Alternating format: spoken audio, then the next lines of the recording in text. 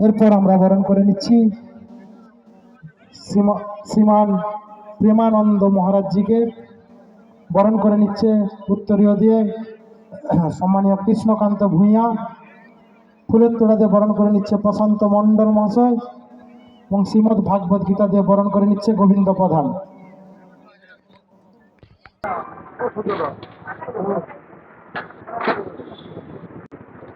এরপর আমরা বরণ করে নিচ্ছি সম্মানীয় মাতাজি পুষ্পরাজ গিরি মহাশয়কে। বরণ করে নিচ্ছেন প্রশান্ত মণ্ডল মহাশয়।